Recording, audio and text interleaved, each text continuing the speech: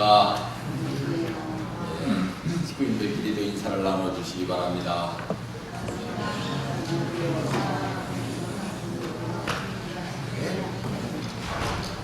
반갑습니다.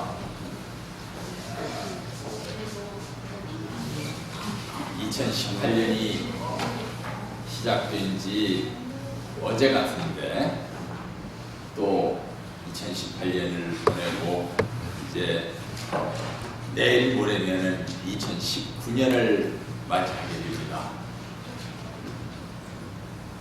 이렇게 해가 바뀌고 날이 바뀌어도 바뀌지 말아야 되는 것이 우리에게 있습니다.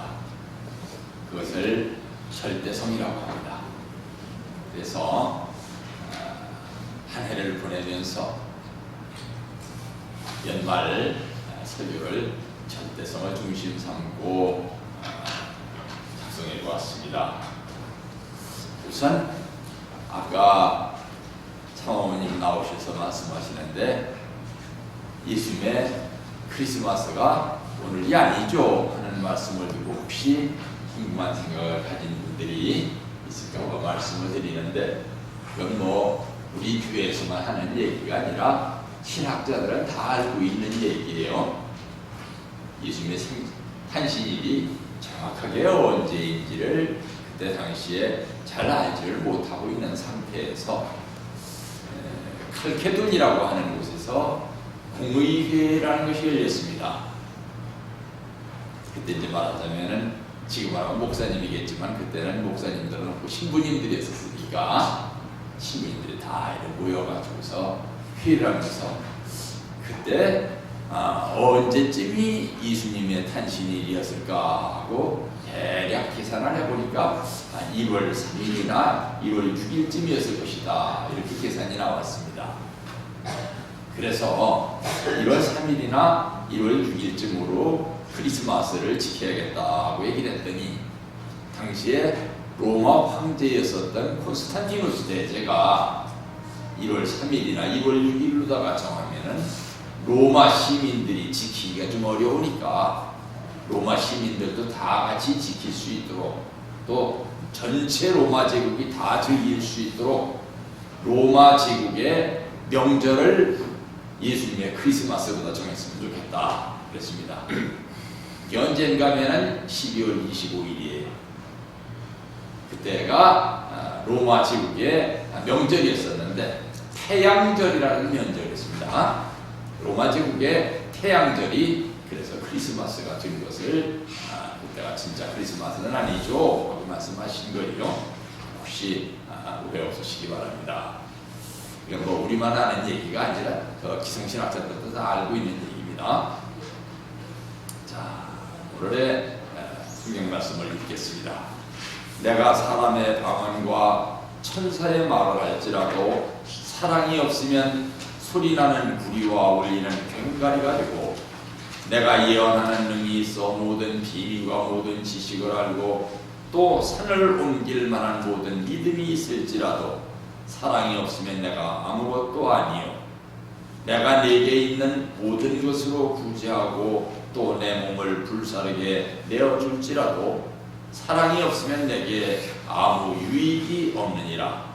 사랑은 오래 참고 사랑은 온유하며 투기하는 자가 되지 아니하며 사랑은 자랑하지 아니하며 교만하지 아니하며 무리히 행치 아니하며 자기의 유익을 굳지 아니하며 성내지 아니하며 악한 것을 생각하지 아니하며 불의를 기뻐하지 아니하며 진리와 함께 기뻐하고 모든 것을 참으며 모든 것을 믿으며 모든 것을 바라며 모든 것을 견디느니라.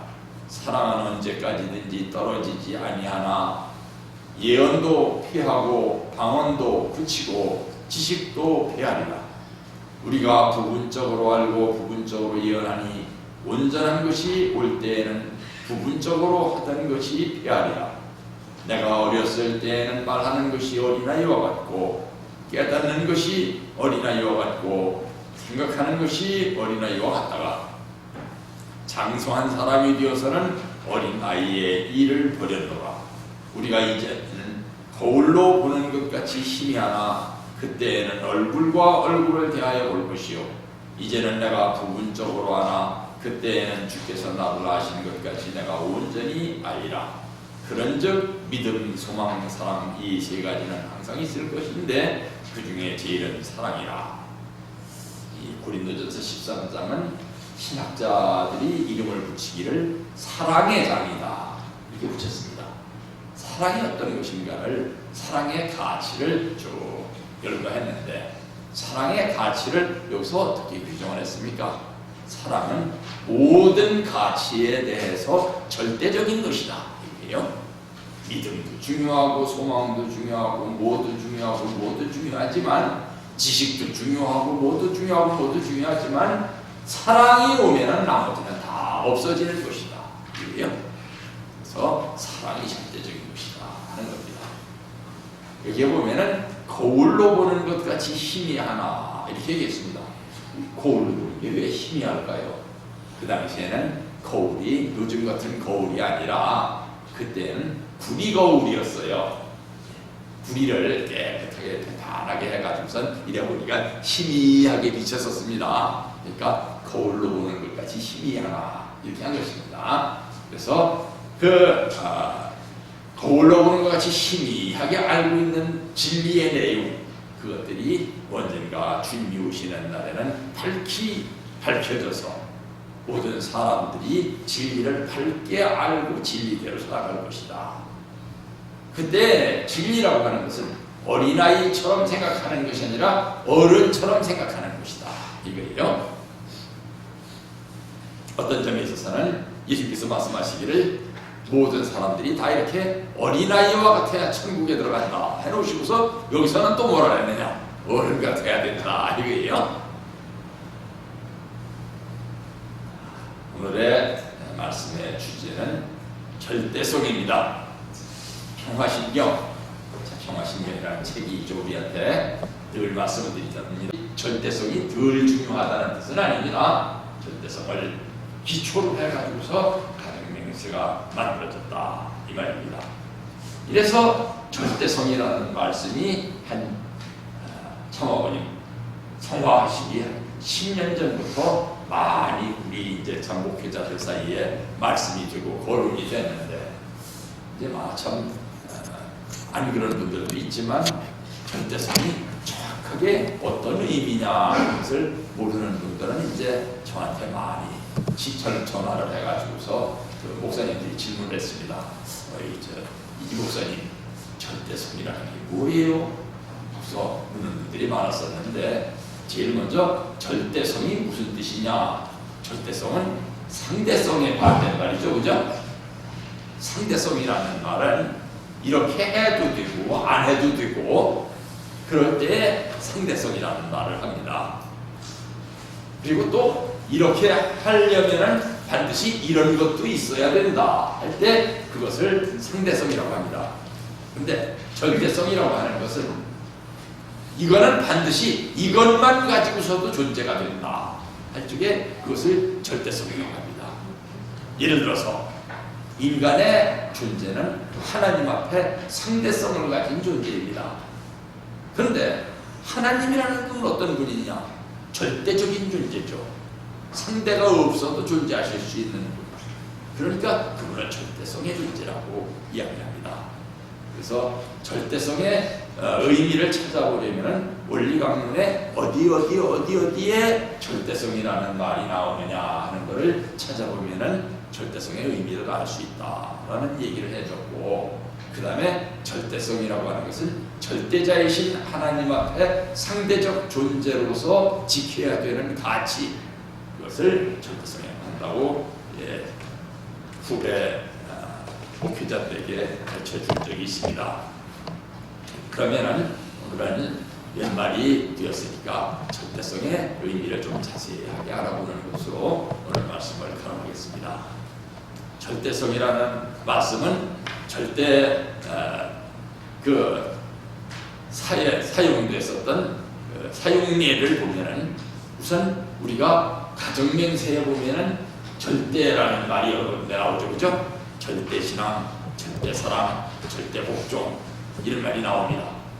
그래서 절대신앙, 절대사랑, 절대복종 그러니까 이 말이 저 가정명사가 처음 나왔을 때에 국회를 갸우뚱하는 사람들이 있었습니다. 특히 목회자들이 그랬어요. 아니 절대신앙, 절대사랑, 절대복종이라는 말을 무슨 말을 하든지 절대복종하라는 얘기인데 그게 있을 수가 있습니까? 하고 물은 거예요. 그랬더니 참아버님께서 그런 질문을 받으시고서 개탄을 하셨습니다. 뭐라고 하셨는가 하면 그러길래 사고방식을 바꿔야 된다.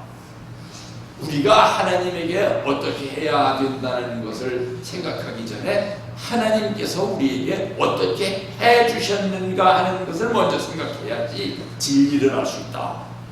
참 처음에는 그게 무슨 말씀인지를 잘 몰랐는데 하나님께서 인간을 절대적 존재로 창조하셨단 말입니다. 절대적 존재로 창조하시고 인간을 절대적으로 사랑하셨다 이거예요. 그래서 그것을 절대성이라고 한다. 이렇게 가르쳐 주셨습니다. 하나님 앞에 인간 절대적 존재라는 게 무슨 뜻이에요? 예. 인간 개개인을 놓고 보면은 사람이 섭리적 중심인물이 많이 바뀌었죠, 그죠? 아담이라는 사람을 창조를 했는데 아담이 책임을 못하니까 아담 대신에 아벨을 세웠었고 아벨을 가인이 사랑함으로써 아벨이 책임을 못하게 되니까 아벨 대신에 노아를 세웠었고 노아를 세워서 노아가 책임을 다하지 못했을 때에 함을 세우려고 했었는데 함이 출발부터 실패를 했기 때문에 셈을 세웠고 셈의 후손 가운데서 아브라함을 세웠고 아브라함 당대의 책임을 다 못하니까 아브라함 대신에 이삭, 야곱으로 승리가 이어져 내려왔단 말입니다. 이렇게 볼 때 개인을 보면은 상대적인 인간이에요, 그죠? 뭐 책임 못하면 바꿔버린다. 그것이 상대적이에요. 그런데 인간을 끊임없이 사랑하셨다. 모든 그 중심으로 갖다가 인간이라는 명사로다가 통일하고 보면은 인간을 포기하지 않으시고 하나님께서는 그 인간들을 구원하시기 위해서 끊임없는 복귀 섭리를 해오셨단 말입니다. 그것이 하나님의 절대 사랑이다 이거예요. 그래서 옛날 노아 시대에는 노아 가정을 중심 삼고 홍수 심판을 해가지고 많은 사람이 죽었지만 그 사람들을 죽은 것을 보시고서 하나님께서 뭐라고 하셨느냐? 내가 다시는 인간들을 물로 심판하지 않으리라. 그래서 다시는 인간들을 물로 그 생명을 죽이는 심판을 하지 않을 거라는 약속으로 무지개를 창조하셨다 하는 내용이 성경에 나옵니다. 그만큼이나 인간에 대해서 사랑을 가지고 대하시는 분이다. 그런 의미에서 절대 사랑이다 하는 말이 나온다. 그래서 이 절대 사랑을 주기 위해서 절대 신앙을 하시고 또 인간을 향해 가지고 말입니다. 절대 복종까지 하려고 하시는 분이 하나님이다 하는 말씀을 하십니다. 하나님이 어떻게 인간에게 절대 복종을 하느냐 생각을 해보세요. 여기 참 그 손주 손녀를 두신 할머니 할아버지들 입장에서 한번 생각을 해보세요. 그죠? 손자가 와가지고 할아버지 이게 뭐야 하면서 수영을 끄더라도 허허허 웃으면서 그 손자가 해달라고 해달라는 대로 다 해준다는 말입니다. 심지어는 내 손자가 와가지고 할아버지 또 그럴래? 하고선 우리 손자 같은 경우에도 와가지고선 막 할아버지 막 때리고 그래요. 그래도 안 그렇게 미안해 하면서 누가 먼저 사과를 하느냐? 할아버지가 먼저 사과를 합니다. 그죠? 그게 절대 복종이다 이 말이에요.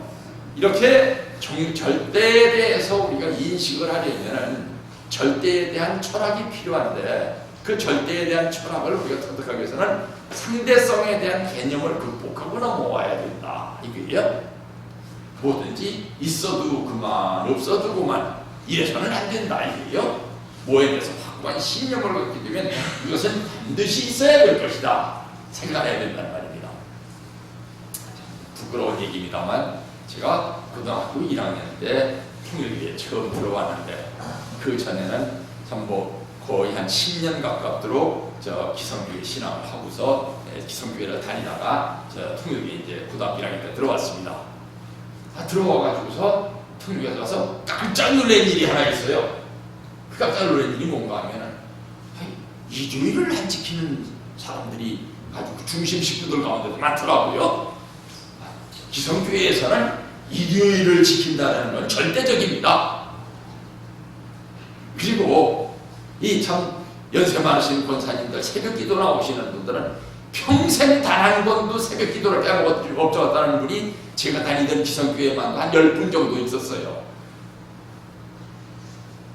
그런데 청교회 나가서 보니까 뭐 어떤 때는 저 아주 그 장모님이나 권사님들도 어떤 때 일요일에 예배를 안 나오셨길래 어제 예배 안 나오셨대요. 그랬더니 어제 집에 바쁜 일이 있어가지고 여기서는 이건 절대 지난이 아닙니다. 사실 부끄러운 일이에요. 사실 일요일에는 다른 열일 다 제쳐놓고 예배를 절대시한다 생각을 하면은 일요일에 할 일 토요일이나 금요일에 다 할 수 있습니다. 일요일에 암만 뭐해도 친척들 결혼하는 데 가서 부주돈은 내고 와야 되잖아요. 그거는 전날 얘기하면 됩니다. 나는 교회 나가는 사람이라 참 너를 세상에서 둘도 없이 사랑한다마는 오늘은 미리 부주돈만 내고 내일 일요일이니까 나는 예식에 참석 못하더라도 이해를 좀 해줘라. 그러면은 그날 그렇게 서운하다는 얘기 안 합니다.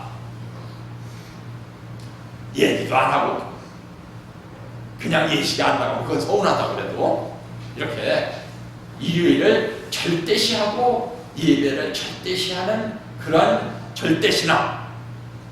왜 이런 얘기를 연말에 하는가 하면은 2019년은 좀 절대신앙을 하는 우리 식구들이 되어주십시다 하는 의미에서 이런 부탁을 좀 드려봅니다. 한번 지켜보자고요. 나는 앞으로는 절대신앙하겠다 마음을 먹고서 그거를 지키면 되는데 그거를 처음부터 마음적으로 그건 뭐 일요일 날이지만 뭐 가두고만 안 가두고만 뭐 정 바쁘면은 뭐 빠져도 되고 집에 김장하니까 빠져도 되고 뭐 이렇게 생각하니까 자꾸 빠져도 된다는 말입니다. 새해는 좀 달라지는 우리의 모습이 됐으면 좋겠습니다. 이 절대성이 없는 시대다 보니까 상대성 만연의 시대가 되어갑니다. 상대성 만연의 시대라는 건 뭔가 말입니다. 요즘에 와가지고서 이 상대성이라는 게 자꾸 생기다 보니까 뭐까지도 상대성이 됩니까? 부모가 잘못했을 적에는 부모도 한 대 따귀를 때릴 수 있다. 요즘에 자녀들이 부모를 폭행했다는 얘기가 가끔 신문에 나옵니다. 그죠? 이런 식으로만 나가면은 뭐든지 상대성이 되어버려요. 심지어는 몇 년 전에 있었던 일이지다마는 우리나라에 영화가 하나 새로 나왔다 그러길래 봐봤더니 대한민국 헌법 제1조라는 영화가 나왔어요. 혹시 기억나십니까? 그런 영화가 나왔는데 대한민국 헌법 제1조를 우습게 얘긴다는 내용의 영화예요. 하긴 뭐 헌법도 법인데 인간이 만든 거니까 바꾸려면 바꿀 수 있지 뭐. 그렇게 생각하면은 세상에 절대시해야 되는 게 뭐 있어요? 뭐든지 세상에는 절대시하는 것이 하나 있음으로 해서 그 절대시하는 것을 중심으로 해가지고 모든 상대적인 것이 만들어지기 때문에 질서라는 것이 있는 것이고 그 질서라는 것이 있기 때문에 예의라는 것이 있는 것이고 예의라는 것이 있기 때문에 사람이 살 수 있는 거예요. 그죠? 예를 들어서 길을 가다가 연세 많은 할머니나 할아버지가 봐보니까 길가에 젊은이들이 아주 난잡한 행동을 하고 있다. 그래서 길 가던 할머니 할아버지가 여보게 젊은이 그건 너무하네. 그죠? 남 보기에도 너무 민망스러우니까 그런 짓은 하지 말았으면 좋겠어 했더니 이 늙은이 좀 봐봐. 너 너보다 힘세?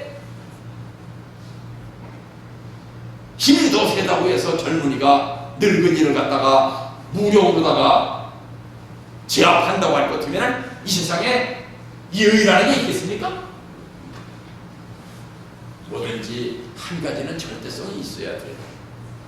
제가 옛날에 부산에서 시무할 때인데 부산 대학교에 가봤더니 뭐 이상한 표시가 하나 있길래 저게 뭐냐고 부산대학교 학생들한테 물어봤더니 거기가 우리나라 저울의 중심이래요. 저울.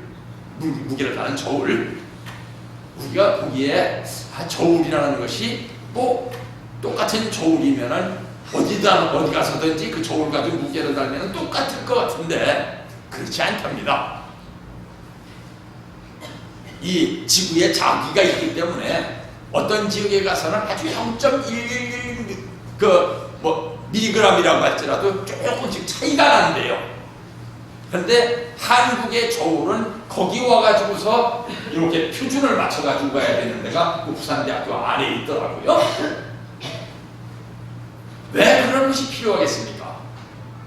뭐든지 표준이 있어가지고 표준을 중심으로 해서 나머지가 설계가 돼야지 질서가 잡히는 것이지 표준이 없으면 질서가 안 잡힌다는 말입니다.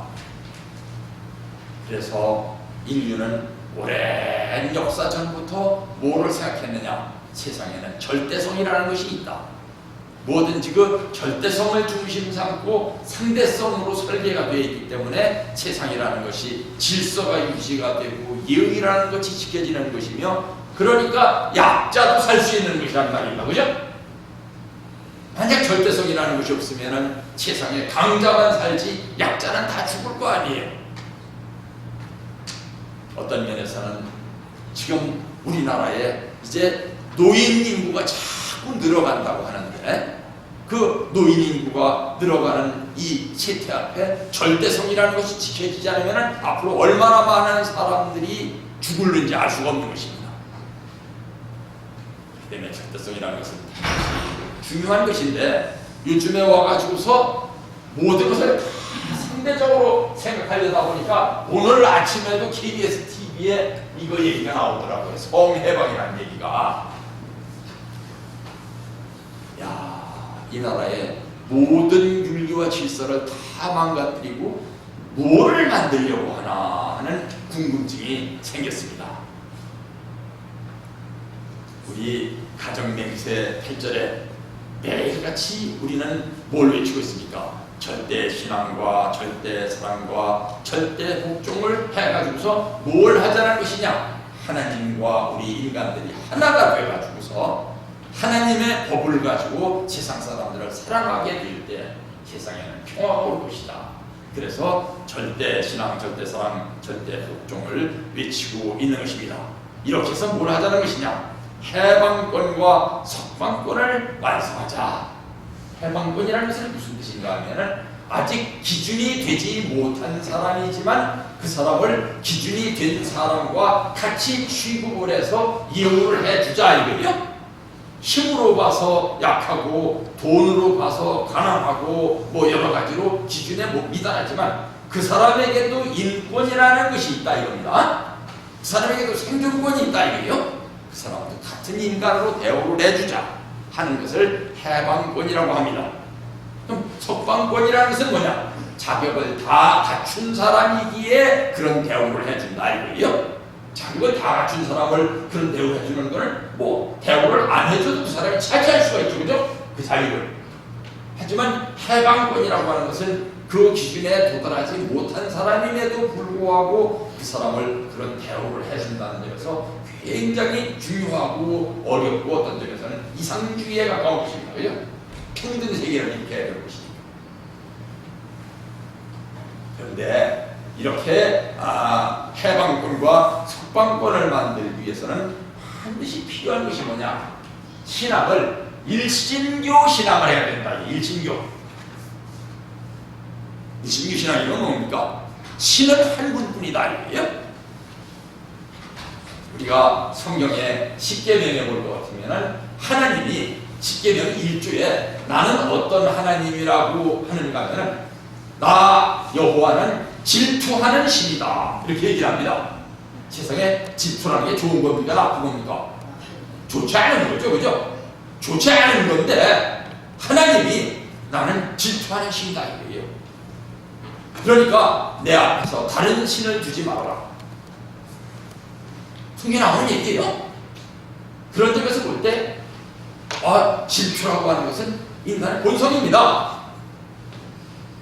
그런데 왜 세상에서는 질투하는 것을 나쁘다고 했는가 하면 사실은 어떤 그 존재가 말하는 거예요. 왕이 그 밑에 왕비도 있고 후궁도 있고 해가지고선 왕이 막 수십 명 수백 명의 여인을 거느리고 사는데, 그러다 보니까 여자들끼리 질투를 하면 왕이 곤란하니까 질투하지 말아라. 어떻게 생각하면 질투라는 것은 좋은 것입니다. 왜 질투라는 것이 좋은 것입니까? 우리나라 속담에 돌 붙여도 씨앗을 보면 돌아앉는다는데, 사랑은 1대1로 해야지. 어떻게 한 남자가 두 여자를 사랑하고 두 여자를 갖다가 아내로 거느리고 그런 일이 있으면 되겠어요? 그냥 기왕이 부부가 있는데 그 부부 사이가 이래 원만하게 유지가 돼야 되는데 거기에 다른 사랑이 개입해 들어와가지고 그 부부 관계를 깨려는 걸 내비두면 되겠어요? 그럴 적에 수수작용만 존재하는 것이 아니라 수수작용의 관계를 보호하기 위한 상극작용이라는 것이 있어야 수수작용이 보호가 된다는 말입니다. 그럴 때 뭐가 필요하냐? 질투라는 게 필요하다. 그래서 일신교 신앙에서는 내 앞에 다른 것을 두지 말아라, 절대적인 신앙을 해라 하는 것이 일신교 신앙입니다. 근데 일신교 신앙이 어디에서 생겨났는가, 일신교 신앙이 존재했었던 지역을 보면은 이렇게 삭막한 지역에서 일신교 신앙이 존재했습니다. 하늘에 보니까 해 하나밖에 없고 땅에 보니까 풀도 별로 없고 삭막한 사막, 이런데 풀을 뛰어다니는 목동들이 여기 가야지 조금 풀밭이 있고 한참 가야지 또 풀밭이 하나 있고 물이 나오는 우물을 찾으려면 한참 걸려야지 우물을 찾을 수 있고, 이런 데서 일신교 신앙이 나왔다는 말입니다. 일신교 신앙이 아니면은 살아남을 수가 없으니까. 그런데 다신교 신앙이라고 하는 것은 어디서 나왔는가 하면은 이래도 그만 저래도 그만이라고 하는 사고방식 가운데서 다신교 신앙이라는 게 생겨났는데, 생각해보세요. 우리나라 어머니들 옛날에 옛날 집에 가면은 뒤만 돌아서면 신이 있죠, 그죠? 변소에 가면 변소가 귀신이 있고, 부뚜막에 가면 부뚜막 귀신이 있고, 뒤에 아무가 돌아가면 무슨 터주 귀신이 있고, 이렇게 신이 많다고 생각하는 데는 다 가보면은 농경문화가 있는 곳이에요. 농경문화. 어디 가든지 살만할 때. 그럴 때에 이 변화가 중요하니까 다신교 신앙이 생겨난단 말입니다. 다신교 신앙에서는 가치관이 다양하기 때문에 절대 가치관이 없어요. 그러다 보니까 절대 윤리가 지켜지지를 않는 겁니다. 이런 데 가면은. 물론 다신교적인 면이 좋을 때도 있죠. 어떤 때 좋을 때입니까? 그 사람 참 좋아 한다는 얘기는 이래도 좋아, 저래도 좋아, 할 때 그 사람 참 사람 좋다는 얘기를 합니다만, 신앙적인 면에서 가지고 이래도 저래도 해서는 안 된다는 말입니다. 그래서 절대 그같은 말을 붙여봤어요. 대학은 어디 나왔습니까? 그랬더니 전공은 뭡니까? 그랬더니 남아시아 학입니다.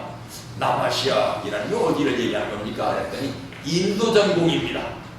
그럼 인도에 가서 케이스 스타디를 해봤습니까? 현장 공부를 해봤습니까? 그랬더니 하는 얘기가, 인도에 가서 1학년하고 2학년은 학교에서 공부를 하고 3학년하고 4학년은 인도에 가서 현장 공부를 하는 게 이제 그 남아시아 학이래요. 그래서 인도에 가서 2년 동안 있어봤다길래 인도에 대한 느낌이 어땠습니까? 그랬더니 파라닥스입니다. 그래서 어떤 점에서 파라독스했습니까? 하고 물어봤더니, 부자는 얼마나 잘 사는가 하면은 하도 밥을 많이 먹고 영양가 있는 걸 많이 먹어가지고 살이 얼마나 쪘는가 하면 살이 이렇게 늘어질 정도로 살이 쪘대요. 배가 얼마나 튀어나오는지 배가 이렇게 쭉 처질 정도로 다 배가 나왔대요. 그렇게 부자인 사람이 침을 질질 흘리면서 빌빌 웃으면서 대문간을 나서면, 그 집 대문만 나서면 그 앞에는 굶어 죽은 사람들이 질비한데, 그 굶어 죽은 사람들 신체를 이 부자가 발로 툭툭 치면서 웃으면서 걸어가는 나라가 인도라는 거예요. 도대체 문명 세계에서는 생각도 못할 가치관이 존재하는 것이다. 그래가지고서 파라독스라는 말이 거기에서 이제 참 사용되고 있는 것을 봤습니다. 이렇게 가치관이라는 것이 얽혀 있을 때, 도대체 난마같이 어디에서부터 뭐를 풀어야 될지 알 수 없을 때, 그것을 파라독스라고 합니다. 참부모님 생애노정을 우리가 배우는 것은 왜 배우는 것이냐? 그분이 사탄을 굴복시킨 본보기 노정이 있으면은 우리도 그 본보기 노정을 그대로 따라가야만 사탄을 굴복시킬 수 있다고 해서 그것을 본보기 노정이라고 하는 것입니다. 그래서 이 타락 인간들이 죄악의 굴레를 벗기 위한 전형 노정이라고 하는 것이죠. 왜 갑자기 참부모님 생애 노정을 얘기를 하는가 하면은 그 참부모님 생애 노정을 그대로 닮아서 사탄으로부터 승리하기 위해서 우리가 절대신앙을 하는 것이다, 이겁니다. 달리 절대신앙을 하는 것이 아니에요. 우리가 승리하기 위해서 절대신앙을 하는 것이. 그래서 참부모님의 생애노정을 얘기하는 것입니다. 말씀 선집에 절대성이라고 하는 단어는 어떻게 사용되고 있는가 하면, 모든 생물은 어떠한 고화를 막론하고 자기 새끼를 사랑하지 않을 수 없게 되어 있습니다. 사랑하는데 생명을 투입해서 생명을 고인돌 삼아가지고도 하고 싶어하는 작용이 있는 것을 보게 될 때 만고불변에 가까울 수 있는 것이 부모의 사랑입니다. 그것은 절대성을 찾아 나가는 데 있어서 절대 그 자체까지는 못 되지만 인간 앞에 절대성에 제일 가까운 것일 수 있습니다. 단 하나의 발판이 될 수 있습니다. 둘이 되면 안 되는 거예요. 단 하나의 발판이 될 수 있는 것입니다. 그 다음에 이것이 인간 세상에 있어서 그래도 역사를 보게 될 때는 영원한 발판이 되어 있지 않느냐 하는 것입니다. 절대 사랑에 제일 가까운 사랑이 어떤 사랑이냐? 부모의 사랑이다, 이거예요. 그래서 세상의 근본은 무엇이냐? 부자입니다, 이거예요. 한번 살펴봅시다. 원리강론에 보면 절대성이라고 하는 단어가 3번이 나오는데 이렇게 생각하고 있습니다. 우선 타락론에 간섭치 않으신 이유에 볼 것 같으면 절대성이라는 단어가 한번 나오는데, 만일 하나님이 그들을 직접 주관하실 수 없는 성장 기간에 있어서 그들의 행위를 간섭하시게 되면 인간의 책임 분담을 무시하는 것이 되며, 따라서 인간에게 창조성을 부여하셔서 만물의 주관주로 세우시려는 창조 원리를 스스로 무시하는 입장에 서시게 된다. 이와 같이 원리가 무시되면 동시에 원리의 절대성과 완전 무결성이 상실되려고 마는 것이다. 그러므로 원리의 절대성과 완전 무결성을 지키기 위해서는 하나님께서 차라리 타락한 뒤에 다시 복귀 섭리를 하실지언정 원리를 무시하는 간섭을 하실 수는 없었다, 이거예요. 이게 절대성이다, 이겁니다. 둘째, 종말론에 보면 또 창조 목적의 완성이라는 단어에 절대성이라는 용어가 나오는데, 영원한 주체로 계시는 절대자 하나님의 기쁨의 대상도 영원성과 절대성을 가져야 하므로 개성을 완성한 인간은 절대로 타락될 수 없는 것이다. 그래서 절대성은 우리 인간들이 지켜야 할 가장 중심된 윤리다 하는 얘기가 되는 것입니다. 그 다음에 예정론에 보면 뜻에 대한 예정이라는 단어에 절대성이라는 단어가 나오는데, 뜻에 대한 하나님의 예정의 절대성을 보여주셨다. 하나님이 뜻을 예정하시고 이루시려는 것은 절대적이기 때문에 모세가 그 책임을 다하지 못하였을 때 그의 대신으로 여호수아를 세워서라도 한 번 예정하신 뜻은 기필코 이루셔야 되는 것이 하나님의 뜻이다. 그래서 그의 절대성이라는 거, 전체론 책자에 보면은 45회 절대성이라는 용어가 나오는데, 지켜야 할 당위성을 설명할 때에 절대성이라는 단어가 나옵니다. 남녀간에 있어서는 절대적으로 순결을 지켜야 된다. 그것이 바로 절대성이다 이거예요. 그러면은 절대성이라는 단어를 마지막으로 우리가 제일 쉽게 찾아볼 수 있는 곳에서 일반적으로 찾아본다 이겁니다. 어디서? 국어사전에서. 국어사전에서 절대성을 찾아보면은 시간과 공간을 넘어서 모든 사물의 현상에 적용되는 무조건적이며 자립적인 성질이라고 나와 있습니다. 이것만은 다른 거는 지켜두고만 안 지켜두고만이지만 이건 반드시 지켜야 된다. 그럴 때 절대성이 된단 말입니다. 부모가 돼서 자녀를 사랑한다. 절대적인 사랑이죠, 그죠? 여기에 또 자녀도 절대성을 지켜야 되는 것이 있습니다. 뭐냐? 자녀가 돼가지고 부모 앞에 효도해야 된다. 이래서 부모가 자녀를 절대적으로 사랑하고 자녀가 부모를 절대적으로 효도를 하게 될 것 같으면 이 세상에 문제가 될 것이 하나도 없습니다.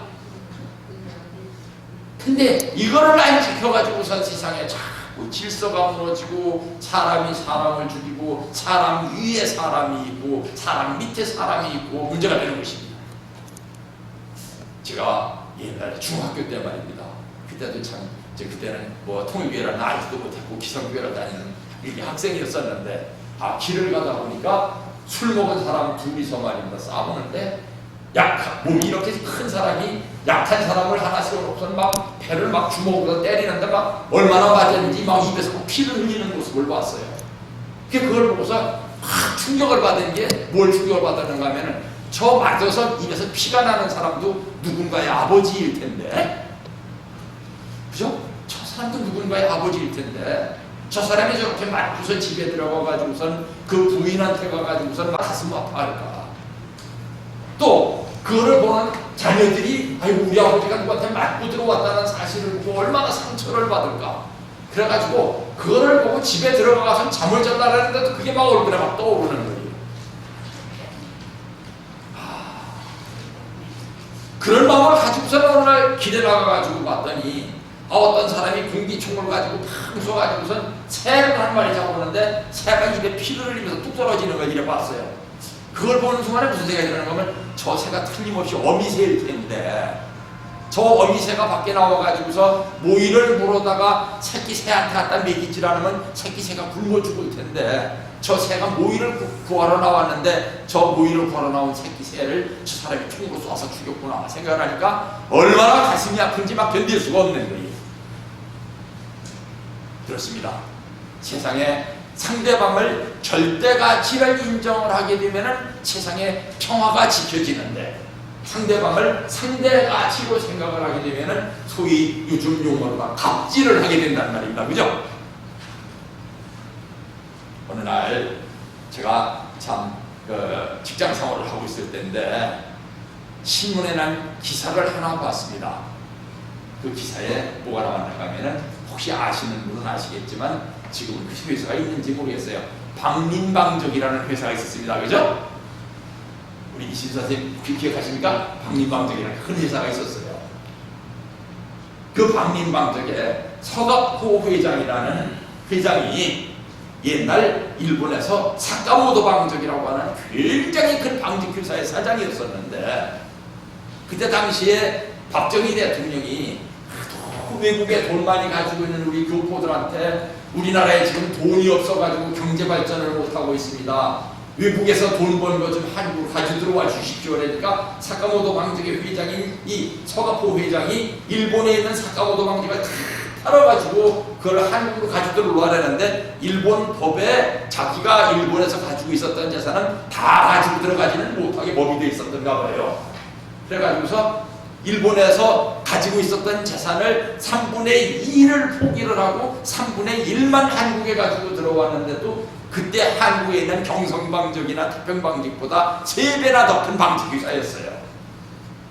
근데 이분이 경상북도 구미에다가 자기 아들 서윤성의 이름을 따가지고 윤성방직이라는 공장을 지었는데 무슨 사고가 일어났는지 윤성방직에 불이 나가지고선 그 방직 공장이 호딱 닦았습니다. 참 가슴 아픈 일이죠. 근데 그때는 보험이 우리나라에 이렇게 없었던 모양이에요. 이 부탄 회사를 다시 일으켜야 되는데 부탄교회 사람이 일으키려니까 자기 돈은 없어가지고 은행에 가가지고선 돈을 굴라니까 일개 자기 자식밖에 안 되는 나이를 가진 은행의 대리가 딴 데 가서 알아보쇼 하면서 종 취급을 한단 말입니다. 그런데 이 대윤성방석의 회장에서도 서가포 씨가 얼마나 이 가슴이 아픈지 그 대리 앞에 무릎을 꿇고 앉아가지고선 사정하는 거를 그 은행에 우인이 들렸었던 자기 아내가 본 거예요. 그래 와가지고선 이 아내가 방송에 나와가지고 딴 얘기를 하다가 무슨 얘기를 했는가 하면은 진정으로 자기 남편을 사랑하는 아내가 남편이 바깥에 나가서 가정을 먹여 살리기 위해서 어떻게 일을 하고 다니는지를 바라본다면 눈물 없이 바라보지 못할 것이라는 얘기를 했어요. 그렇죠? 바깥에 나가가지고서 가정을 호구하고 있는 이 가장이 그 얼마나 많은 사람 앞에 가가지고선 그 모욕을 참아가면서 참 죽고 싶은 때도 참아가면서 그 갑질 가운데서도 자기의 그 참 가족을 부양하기 위해서 참고 있다는 말입니다. 이것이 뭐냐? 가족을 부양해야 된다는 절대성이에요. 그죠? 근데 꽤 오래된 소설입니다만 일제시대에 채만식이라고 하는 소설가가 탈출기라고 하는 소설을 썼는데 그 탈출기의 내용이 뭔가 하면 그렇게 가난한 가정을 호구해 나가던 가장이 도저히 고생을 감당할 수 없어가지고서 가족을 다 버리고 도망을 주니까 여자들이 큰 소리를 치고 삽니다만 그때 같았으면 여자나 그 가족들은 아마 굶어 죽었을 거예요. 그죠? 사랑에는 절자가 아니라 가짜입니다. 가짜는 얼마든지 있지만 진짜는 하나밖에 없어요. 그렇다면 그 사랑은 영원해야 됩니다. 그 다음에는 단 하나여야 됩니다. 유일성을 지녀야 됩니다. 그러면서 절대적이어야 됩니다. 사랑이 어떠해야 한다는 정의를 내린다면 그 사랑은 이상적인 사랑인 동시에 속성에서는 절대성, 유일성, 영원성, 불변성이 있어야 된다는 것입니다. 이러한 결론을 지어서 붙이지 않을 수 없다는 결론이 나옵니다. 그렇기 때문에 변하는 사람은 불변의 사랑을 나타낼 수도 없고 지닐 수도 없습니다. 변하지 말아야지 불변의 사랑을 가지고 살 수 있다는 얘기죠. 이제 오늘은 좀 예배를 일찍 끝내기로 약속을 했으니까 말씀을 좀 이제 줄이려고 합니다. 아까는 부부 얘기를 했습니다만 아내가 남편을 대할 때 그리고 남편도 마찬가지겠죠. 남편이 어느 날 쉬는 날 아내가 그 가정을 꾸려나가기 위해서 얼마나 고생하고 있는지를 내면적으로 들여다본다면 또 눈물 없이 올 수가 없을 거예요. 그죠? 그런 데서 부부의 사랑이 절대적인 사랑이 나올 것입니다. 그렇다면 여기서 한 걸음 더 나가야 되겠죠. 자녀들도 부모가 자기를 키우기 위해서 얼마나 고생한다고 하는 것을 깨닫는다면 부모 앞에 자녀로서의 효도를 상대적으로 생각할 수가 없겠죠. 그죠? 절대적으로 생각을 해야죠. 그렇게 한다면 모든 세상에 평화가 올 것입니다. 근데 사람이 있어요. 어떤 배가 헷갈리느냐. 이제 농담 한마디 하고 마칠게요. 엊그제인데 말입니다. 오전에는 뭐 이상한 게 날라왔어요. 뭐 봐보니까 초음파를 찍어봤더니 복부에 이상한 것이 발견됐다고 반드시 와가지고 건강 상담을 하라고. 그런 얘기 들으면 어떻습니까? 가슴이 덜컥 내리앉죠. 그죠? 그래가지고 가서 정말 걱정되는 심정으로 회의 중간에 빠져나가가지고서 잠깐 다녀오겠다 그래서 이제 가서 상담을 하러 들어갔더니 여자 의사가 앉아가지고 이래 저 사진을 보더니 아버님은 연세에 비해서는 상당히 건강하신 편이세요. 무슨 얘기를 하고 이 얘기 하나? 저 간에 보니까 약간 지방간이 보이는데 또 저 운동 열심히 하시면 아무 걱정 없으세요. 가세요. 그래서 제가 의사한테 얘기했습니다. 그 얘기 하려고 오라 했습니까? 그랬더니 그럼요. 그래서 아니 난 그 무슨 이상한 소견이 보인다고 반드시 와서 의사하고 상담을 하라길래 며칠 전부터 무지무지하게 걱정을 해가지고 밤에 막 꿈이 이상한 막 꿈이 꾸여지고 그랬었는데 그 그 얘기를 들으니까 좀 속이 막 이상하네요. 그랬더니 아니 선생님 저 바깥에 나가 있으세요. 앉아있는 분들한테 물어보세요. 여기서 문제가 있어가지고 무슨 암세포가 발견됐다고 얘기하는 게 좋은지 건강하다고 얘기하는 게 좋은지 그건 그렇죠, 그죠? 아 그런데 왜 나오면서 승질이 날까요? 우리 운동신 선생님 그죠? 그런 생각 안 들겠어요, 그죠? 아니 나오면서 아니, 그 얘기 하려고 그래 사람을 그렇게 겁을 주고 반드시 와가지고 검진을 하라나. 그렇지만 나와가지고 한참 있으니까 마음이 이제 제정신으로 돌아오니까 아이고 그렇지 내가 혹시 속에 이상한 게 발견됐으면 어떡할 뻔했나 생각이 들었지만 그 순간에 있어서는 굉장히 헷갈리더라고요. 정상적으로 본다면요, 거기 가가지고선 이상한 게 발견됐으니까 뭐 당장 입원해가지고선 수술을 받으라 할 줄 알았더니 그게 아니더라는 말입니다. 참, 이 상대적 가치라는 것이 이렇게 무서운 것이구나 생각을 했습니다. 또 한 가지는 우리 식구님들한테 좀 하나 사과를 할 일이 있는데, 제가 이제 몇 달 전부터 여기 부임에 와서 바로죠. 참 이제 우리 중앙부부터 이렇게 전화를 하나 받았어요. 무슨 전화를 받았는가 하면은 중요한 논문을 하나 써주셔야 될 일이 있는데 이 목사님 아니면은 쓸 분이 없는 것 같으니까 이걸 좀 써주세요. 그 논문을 시작했는데 이게 주제가 쉬운 주제가 아니라 한 2달 동안 밤새도록 써야 되는 일이 있었습니다. 그러다 보니까 막 그냥 눈도 침침해지고 그러는 건 괜찮은데 문제가 뭔가 하면은 그러다 보니까 이 식구님들에게 한번 신방도 제대로 못했고 식구님들한테 여러 가지 참 목회자로서 할 일을 다 하지 못한 게 많았습니다. 근데 이제 엊그제 그 중앙에서 저한테 저 목사님 통장 사본 하나 해가지고 저 카톡으로 팍 보내주세요. 그래서 왜요? 그랬더니 저 원고료가 나왔는데 원고료를 입금시켜 드릴게요. 그랬는데 그 얘기를 듣고 나니까 좀 미안한 마음이 들었습니다. 누구한테? 우리 식구님들한테. 그래서 저는 여기 교회에 소속한 사람으로서 교회에서 사은비를 받고 있는데 사은비를 받고 있으면서 부업을 해가지고서 원고료를 좀 받았으니까 이거는 내가 써서는 안 된다 하는 생각이 들어가지고 오늘 식구님들을 위해서 연말이고 해서 떡을 좀 했습니다.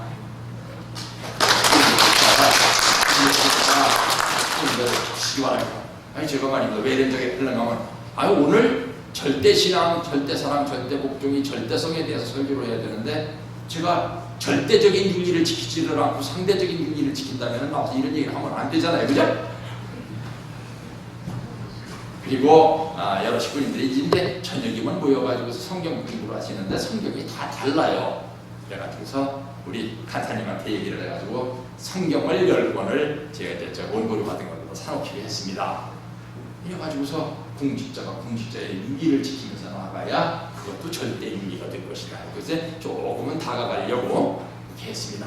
자, 이제 말씀을 마치겠습니다. 우리는 이제부터는 금년 한 해를 보내고 내년을 맞이하는데 내년에는 어떤 신앙을 해야 좋겠느냐? 절대 신앙을 해보자 이겁니다. 물론 절대 죄송합니다. 나간 일요일에는 예배를 가야 되는 신앙일이니까 무주돈만 우선 드리고 나중에 만나서 인사할 테니까 내가 일요일날 예식장에 못 가더라도 이해해 주세요. 얘기하면 이해해 줄 겁니다. 그래가지고서 내년에는 우리 절대적으로 일요일 예배를 지키는 그런 신앙을 한번 해봅시다 하는 제안을 하면서 오늘 설교를 가름하겠습니다. 기도하겠습니다. 하늘 부모님 천지 친구 위한 문턱에 있습니다. 이 한 해를 보내면서 다른 모든 사실들 다 하늘 앞에 부끄럽지 않게 살았다 할지라도 절대 신앙의 기준에 비추어 보면은 부끄러운 일도 많고 죄송스러운 일도 많았던 한 해인 것을 고백하지 않을 수 없습니다. 내년 한 해는 절대 신앙을 하겠다고 하는 각오를 가지고 맞이할 수 있도록 인도하여 주시고 남은 2018년의 하루를 하늘 앞에 승리적 하루로 지켜낼 수 있도록 인도하여 주시기를 간절히 빌고 원하면서 이 모든 말씀을 축복 중심 가정의 예수의 이름으로 보고드려 위해 싸움나이다.